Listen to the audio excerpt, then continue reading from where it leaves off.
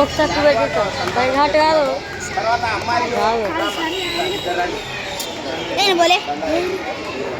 Video వద్దులే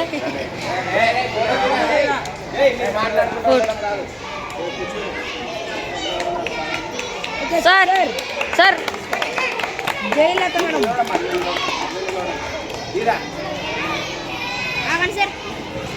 ఫోటోలు video okay videos photos photo అప్పుడే ఓకే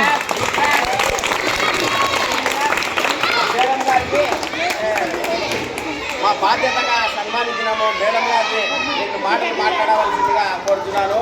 ఆమె కొత్తగా వచ్చినా కానీ మేడం మేము ధైర్యం ఇచ్చినాము. ఈ విలేజ్ సరిగా లేదని చాలామంది అప్పుడు భయపడ్డారు.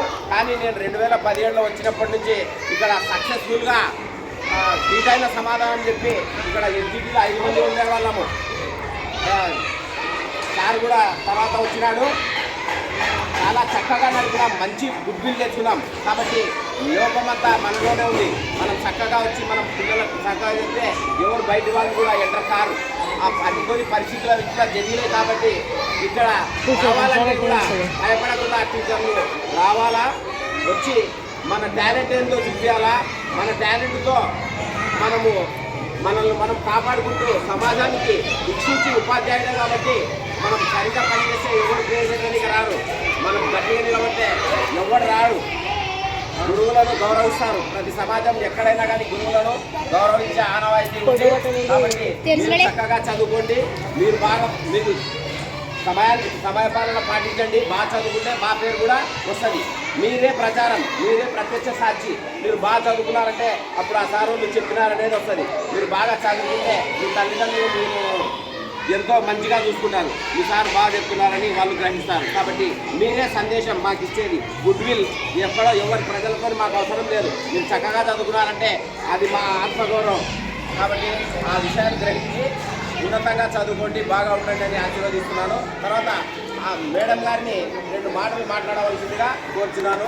మేడం గారికి తీసుకొని ఇక్కడ తర్వాత ఒక వాలంటీర్ని సార్లు కూడా తీసుకొని వచ్చింది. కాబట్టి దానికి కూడా అభినందనలు తెలుసుకునేది మేడం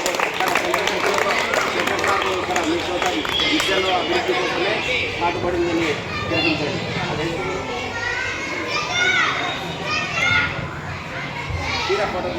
సమావేశంలో హాజరైన ప్రధానోపాధ్యాయులు విద్యార్థులందరికీ నా శుభాకాంక్షలు.